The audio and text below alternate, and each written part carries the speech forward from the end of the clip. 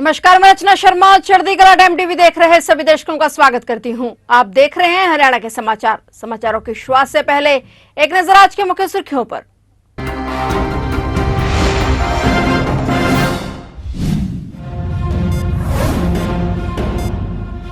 हरियाणा में महिला mock parliament में इमरजेंसी पर चर्चा। सीएम नायब सैनी ने गुरुग्राम यूनिवर्सिटी में की शिरकत। सीएम बोले वो अंग्रेजों से भी बुरा दौर, कांग्रेस को इसके लिए मांगनी चाहिए माफी।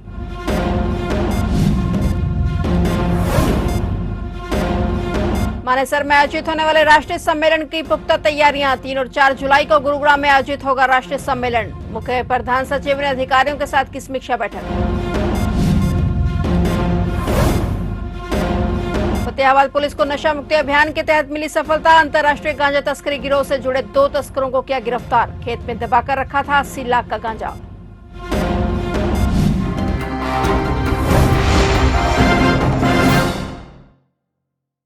और अब समाचार विस्तार से। आज मुख्यमंत्री नायब सिंह सैनी गुरुग्राम पहुंचे, जहां सीएम नायब सैनी ने गुरुग्राम यूनिवर्सिटी में शिरकत की। गुरुग्राम में महिला मॉक पार्लियामेंट में इमरजेंसी पर चर्चा हुई। इस चर्चा के दौरान मुख्यमंत्री नायब सैनी ने आपातकाल के दौरान देश के लोगों पर देश की सरकार ने अत्याचार किया, ऐसा कहा। इतना अत्याचार तो अंग्रेजों ने भी नहीं किया था। उन्होंने कहा कि आपातकाल के 50 वर्ष पूरे भारतीय जनता पार्टी आपातकाल की विभीषिका को जन जन तक पहुंचाने के लिए कार्यक्रम कर रही है। 25 जून को प्रदेश भर में आपातकाल कालाध्याय विषय पर प्रेस कॉन्फ्रेंस करने के बाद अब महिला मोर्चा ने इस विषय पर महिला संसद कार्यक्रम का आयोजन किया है। भाजपा महिला मोर्चा ने हरियाणा में लोकतंत्र के काले अध्याय आपातकाल के 50 वर्ष में प्रदेश में मॉक पार्लियामेंट कार्यक्रम के जरिए हरियाणा की महिलाओं और नई पीढ़ी को आपातकाल की भयावहता बताई और सत्तारूढ़ पार्टी लोकतंत्र पर कुठाराघात की तत्कालीन कांग्रेस सरकार की असलियत को जनता के सामने लाने का काम किया। मंच से संबोधित करते हुए मुख्यमंत्री नायब सिंह सैनी ने कहा कि जहां आपातकाल की विभीषिका से जन जन को जागरूक किया, वहीं उन्होंने सत्ता में आने पर भाजपा सरकार द्वारा किए गए विकासशील कार्यों पर विस्तार से चर्चा की। जो इमरजेंसी देश के अंदर लगी थी और इमरजेंसी के समय जो यातनाएं लोगों ने सही थी, उन सब को स्मरण करने का ये हर वर्ष हम उसको याद करते हैं। 25 जून 1975 वो काला दिन, जब पूरे देश के अंदर अस्थिरता का माहौल खड़ा हो गया था। हम सब जानते हैं, हमारे बुजुर्ग, हम उनसे बातें भी सुनते हैं, क्योंकि जब ये इमरजेंसी लगी मुझे तो सोचती भी नहीं थी, मैं तो बहुत छोटा था, परंतु बुजुर्गों से हम बात सुनते हैं कि इस प्रकार का एक घटनाक्रम हुआ कि देश के अंदर ना तो कोई अस्थिरता थी, देश के अंदर ना कोई प्राकृतिक आपदाई थी, देश के अंदर ना कोई भूचाल आया था। हमारे स्वतंत्रता सेनानी जिन्होंने इसको भुगता है, जिन्होंने उस काले दौर को सहा है, किस प्रकार की यातनाएं उस समय के अंदर दी गई।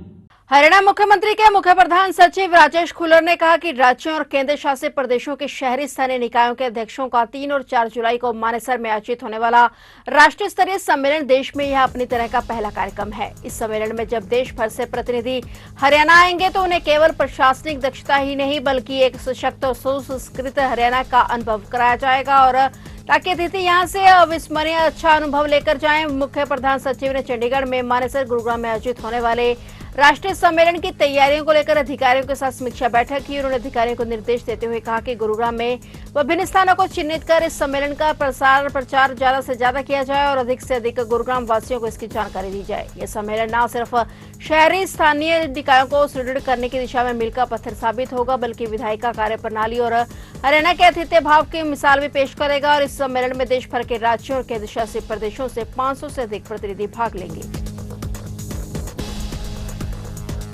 फतेहाबाद पुलिस द्वारा चलाए जा रहे नशा मुक्ति अभियान को एक बड़ी सफलता मिली है। एवीटी स्टाफ ने अंतरराज्यीय गांजा तस्करी गिरोह से जुड़े 2 तस्करों को गिरफ्तार करते हुए उनके कब्जे से कुल 5 क्विंटल 22 किलो 600 ग्राम गांजा बरामद किया है, जिसकी बाजार में अनुमानित कीमत 80 लाख रुपए से अधिक आंकी गई है। पुलिस जांच में सामने आया कि आरोपी उड़ीसा से गांजा तस्करी कर हरियाणा और पंजाब में आपूर्ति करते थे। गांजा लंबे समय से खाली खेत में छिपा कर रखा गया था, जिसे एवीटी स्टाफ ने गुप्त सूचना के आधार पर जब्त कर लिया। पुलिस टीम ने गोरखपुर रोड स्थित जाडली कला गांव में आत्माराम के लंबे समय से खाली पड़े खेत में दबिश दी। तलाशी के दौरान नीम के पेड़ के पास मिट्टी के नीचे छिपाकर रखे गए 26 कट्टे गांजा बरामद हुए। पुलिस जांच में यह भी सामने आया है कि दोनों आरोपियों के विरुद्ध पहले भी एनडीपीएस एक्ट के तहत मामले दर्ज हैं। हरियाणा के ऊर्जा परिवहन और श्रम मंत्री अनिल विज से उनके आवास पर जिला कष्ट निवारण समिति के नवनियुक्त सदस्यों ने आशीर्वाद लिया और इस दौरान मंत्री अनिल विज ने सभी सदस्यों को बधाई देते हुए कहा कि सदस्यों की नियुक्ति पर मुझे बहुत खुशी है। आप जनहित में बेहतर कार्य करवाएं। उन्होंने नवनियुक्त सदस्यों से आह्वान किया कि वे जनता की समस्या को प्राथमिकता से हल करवाएं, जिससे लोगों को लाभ मिल सके। इस अवसर पर जिला कष्ट निवारण समिति के नवनियुक्त सदस्यों ने मंत्री अनिल विज को गुलदस्ते भेंट करते हुए उनसे आशीर्वाद लिया और अपनी इस नियुक्ति के लिए आभार जताया। वहीं उन्होंने कैबिनेट मंत्री अनिल विज के जल्द स्वास्थ्य होने की कामना की। बता दें कि मंत्री अनिल विज के पांव में फ्रैक्चर के कारण चिकित्सकों ने उन्हें कुछ दिन आराम करने की सलाह दी है।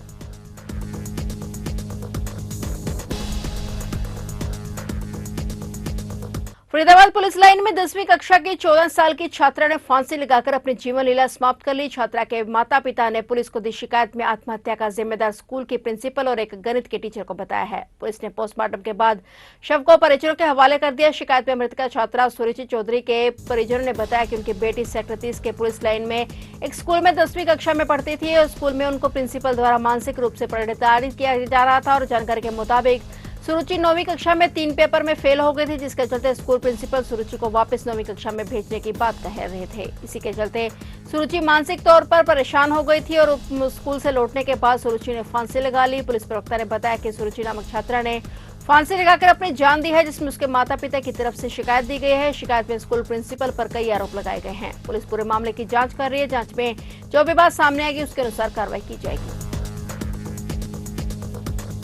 करनाल के कुंजपुरा में स्थित डीएफएससी गेहूं गोदाम में गड़बड़ी की शिकायत पर खाद्य एवं आपूर्ति मंत्री राजेश नागर ने अचानक छापेमारी की। मंत्री के निरीक्षण के कट्टों की स्थिति, अधूरी सिलाई और खुले में पड़ा अनाज मिला, जिस पर उन्होंने नाराजगी जताई। तिरपाल से ढके गेहूं में भी पानी लगने से बात सामने आई है। मंत्री ने साफ कहा कि लापरवाही और भ्रष्टाचार किसी भी सूरत में बर्दाश्त नहीं होगा। उन्होंने गोदाम की वीडियोग्राफी के साथ जांच के आदेश दिए हैं और दोषियों पर सख्त कार्रवाई की चेतावनी दी है। जो कंप्लेंट मिल रही थी लगातार, आपको शिकायत हमारे को मिली थी, उसी के तहत यहाँ पर अभी हम आए हैं और अभी अधिकारियों से बात की है और गोडाउन की चाबी अभी मंगाई है और थोड़ी देर में चाबी आ जाएगी। उसके बाद ही कुछ बता पाएंगे कि भी क्या कुछ यहाँ कमी है। कुछ गेहूं खराब भी मिला है सर यहाँ पर। उनसे भी बात की है कि भी किस लिए ख़राब हुआ है, तो बताया गया कि भाई तिरपाल तो ढका हुआ था, पर वो ऊपर की जो लेयर, साइड की जो लेयर थी बोरियों की, वो बारिश की वजह से गीली हो गई और इस वजह से गेहूँ ये खराब हुआ। स्टॉक कम की सर शिकायतें मिलती थी, स्टॉक कम रहा। अब 5-4 दिन पहले ढकी गई है। पहले नीसिंग में, हेमदा में, तरावड़ी में, नीलोखेड़ी में जी न्यूज़ ने लगातार ऐसी खबरें दिखाई हैं। तरपालें अब ढकी गई हैं, वो भी खराब हो चुका है गेहूँ। नहीं, ऐसी कोई शिकायत अगर हमारे पास आई तो है नहीं, आएगी तो वहाँ भी जाकर हम जांच करेंगे और जो भी कार्रवाई बनती है कार्रवाई करेंगे। अंबाला में एक बार हुई मानसून की पहली बरसात ने अपना रौद्र रूप दिखा दिया है, जिससे किसानों की फसलों को पूरी तरह से नष्ट तो किया ही है, साथ ही दोबारा फसल बिजाई को भी देर कर दी है। फसलों को हुए इस नुकसान को लेकर किसानों ने प्रशासन से गिरदावरी की मांग करते हुए मुआवजे की बात भी कही है। बीते 2 दिनों में हुई बारिश का असर अब खेतों पर पड़ने लगा है। खेत अब तालाब में तब्दील हो गए हैं। दरअसल बारिश की वजह से खेतों में पानी काफी ज्यादा जमा हो गया है, जिससे किसानों को बहुत नुकसान झेलना पड़ रहा है। किसानों ने प्रशासन से गिरदावरी करके मुआवजे की मांग की है और कहा है कि या तो मुआवजा दिया जाए या फिर किसान के खेतों में पाइपलाइन डालकर पानी की निकासी का समाधान निकाला जाए।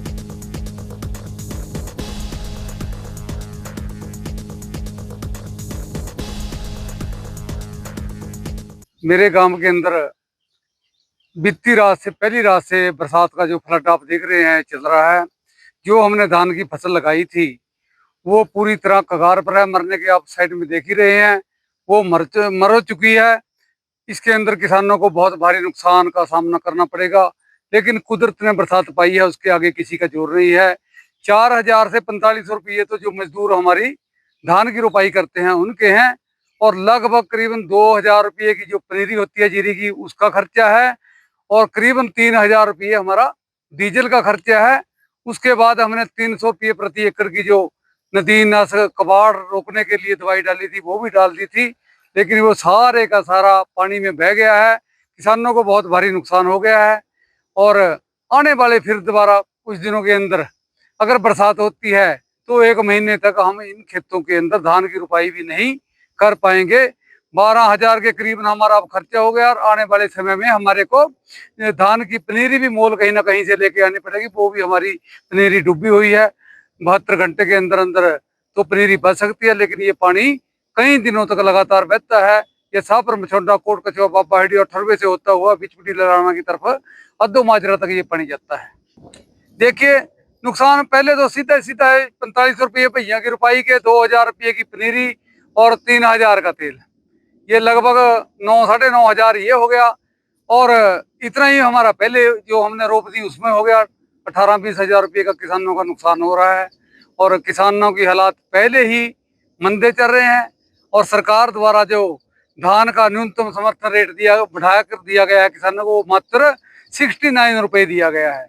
और मजदूरी हमारी 1000 रुपये प्रति किला, मतलब 50 रुपये प्रति क्विंटल के हिसाब से हमारा मजदूरी के अंदर चला गया। गांव गोगड़ीपुर फाटक के पास एक 70 वर्षीय व्यक्ति ने संदिग्ध परिस्थितियों में ट्रेन के आगे आकर अपनी जीवन लीला समाप्त कर ली है। व्यक्ति की शिनाख्त पानीपत जिले के गांव रेर कलां के रहने वाले कंवल सिंह के रूप में की गई है। घटना की सूचना मिलते ही जीआरपी पुलिस और डायल 112 की टीम मौके पर पहुंचे, शव को कब्जे में लेकर पोस्टमार्टम हाउस के लिए भिजवा दिया है। मौके पर पुलिस द्वारा परिजनों को इस घटना की सूचना दे दी गई है। सूचना पाकर परिजन मौके पर पहुंचे। बताया जा रहा है कि कंवल सिंह मानसिक तौर पर परेशान था और फिलहाल पुलिस मामले की जाँच में जुटी हुई है। एक मेमो प्राप्त हुई थी रेलवे की तरफ से कि भाई एक जो ट्रेन है, ट्रेन नंबर है 64-532, उसके आगे एक व्यक्ति MRO हो गया है, जिस पे कार्रवाई के लिए पहुँचे हैं हम, और अब हम इसकी कार्रवाई करेंगे। इसके वारिस घर पहुँच चुके हैं यहीं पे। तो क्या कुछ कारण पता चला है? अभी देखो हम इसकी कार्रवाई कर रहे हैं, अभी इसके बारे में अभी कुछ पता नहीं चला है। वैसे जो ट्रेन हुई है ये उसके आगे MRO की ही हमें मिली है। ये कहाँ का रहने वाला, उम्र कितनी है? ये रहने वाला रेर कला का बता रहे हैं, पानीपत डिस्ट्रिक्ट से, और इसकी उम्र लगभग 65-70 के साल के करीब है। परिवार के लोग पहुँच गए? हाँ जी, परिवार के लोग पहुँच गए हैं इसके। गांव गोगड़ीपुर फाटक के पास एक व्यक्ति ने संदिग्ध परिस्थितियों में ट्रेन के आगे कूदकर अपनी जीवन लीला समाप्त कर ली है। व्यक्ति की उम्र करीब 70 साल बताई जा रही है, जो रेरकला गांव का रहने वाला है। व्यक्ति की शिनाख्त जो है काबुल सिंह के रूप में हुई है, और सबको कब्जे में लेकर जो है पोस्टमार्टम के लिए भिजवा दिया गया है। परिवार के लोग भी मौके पर पहुँचे हैं, और किन कारणों से उस व्यक्ति ने आत्महत्या की है फिलहाल ये जाँच का विषय है। पुलिस ने सबको कब्जे में लेकर पोस्टमार्टम के लिए भिजवा दिया, और मामले की जो है जांच की जा रही है। करनाल से चढ़ती कला टाइम टीवी के लिए रविंद्र मलिक, करनाल। यमुनानगर के जगाधरी रेलवे वर्कशॉप के नजदीक एक व्यक्ति की रेलगाड़ी से कटने के कारण मौत हो गई। राजकीय रेलवे पुलिस के प्रभारी सत्य प्रकाश और सब इंस्पेक्टर बोधराज ने बताया कि उन्होंने रेलवे से सूचना मिली थी कि एक मालगाड़ी के नीचे कटने से एक व्यक्ति की मौत हुई है। मौके पर जाकर उन्होंने मृत व्यक्ति की तलाशी ली, जिसमें उसके कुछ नहीं मिला और उसकी पहचान ना हो सकी है। उन्होंने बताया कि मृतक के दाहिने हाथ पर ओम गुदा हुआ है, इसके अलावा उसका और कोई शिनाख्त का चिन्ह नहीं मिल पाया है। उन्होंने बताया कि पिछले कुछ समय से वे एक विशेष अभियान चला रहे हैं, जिसके तहत रेल लाइन क्रॉस करने वालों को हिरासत में लिया जाता है और उनका चालान किया जाता है। सर रात हमारे पास 11:55 पे न्यू DFC रेलवे लाइन जो मालगाड़ियों को निकली है उससे मीमो आई थी कि एक व्यक्ति किलोमीटर नंबर 1104/3/5 DFC रेलवे लाइनों पे रन ओवर हो गया। तो हम वहाँ मौके पर पहुँचे थे। मौके पर पहुँचने के बाद हमने उस आदमी की जो रन ओवर हुआ था उसकी तलाशी ली। उसकी तलाशी से कोई ऐसी चीज़ बरामद नहीं हुई जिससे वो मौके पे शिनाख्त हो सके। सर जब आप मौके पे गए तो फिर आपने क्या देखा? सर ऐसा लगता है, वैसे तो दोनों तरफ उसके सीमेंटेड दीवार बनी हुई है, शायद कोई शॉर्टकट मार के वो अपने घर जाता होगा रात को, तो वो मालगाड़ी की चपेट में आ गया। देखने में क्या महसूस होता? प्रवासी मजदूर है या लोकल है? सर वो देखने में प्रवासी मजदूर ही लगता है। खेड़ा से जौनपुर को जाने वाली नई सड़क पर पानी की निकासी के लिए पाइप दबाने को लेकर चला आ रहा विवाद आज प्रशासन के हस्तक्षेप के बाद सुलझ गया है और इसे नई बनने वाली सड़क में पाइप दबा दिए गए हैं। इस मौके पर कोई अनहोनी ना हो इसके लिए काफी संख्या में पुलिस बल भी मौके पर मौजूद रहा। गौरतलब है कि इस नई बनने वाली सड़क के एक बार खेत ऊंचे होने के कारण बारिश का पानी वहीं जमा हो रहा था, जिसके चलते किसानों को फसलों का नुकसान हो रहा था और इसी को लेकर किसानों ने प्रशासन से गुहार लगाई और वहीं सड़क के दूसरी ओर किसान पाइप दबाने को लेकर आनाकानी कर रहे थे। कुछ दिन पहले भी पाइप दबाने को लेकर प्रशासन के अधिकारी मौके पर पहुंचे थे, लेकिन आज आपसी रजामंदी के बाद दोनों पक्षों के किसानों के सहमति होने पर तीनों जगह पर पाइप दबवा दिए गए। खेड़ा गांव से लेकर के खानपुर गांव तक का एक लिंक रोड है जो कि मार्केटिंग बोर्ड का है और उसमें सड़क के एक साइड में जो है काफ़ी ज़्यादा पानी खड़ा हुआ है किसान के खेत में। और देखो ये पीछे काफ़ी पीछे तक पानी है, उसमें पीछे फसल भी लगी हुई है धान की, तो जिसमें बहुत ज़्यादा ओवरफ्लो है। तो उसको लेकर के ये जो इस साइड के किसान है वो प्रशासन से मिले थे और प्रशासन के द्वारा आदेश हुए हैं कि यहाँ पर सड़क के बीच में पुलिया लगाई जाए, यानी कि पाइप दबाए जाए ताकि ये पानी का निकास आगे हो जाए। तो इसी के लिए जो है ना आज यहाँ पर ये पाइप दबाने के लिए आए हैं और ये जेसीबी चली हुई है, ये पाइप दबाने लग रहे हैं ताकि इस किसान का नुकसान ना हो और ये पानी आगे निकल जाए। तो ये कार्रवाई चल रही है आज यहाँ पे। फिलहाल हरियाणा के समाचारों में इतना ही और नए समाचारों के साथ फिर से हाजिर होंगे, तब तक के लिए देखते रहिए चढ़ती कला टाइम।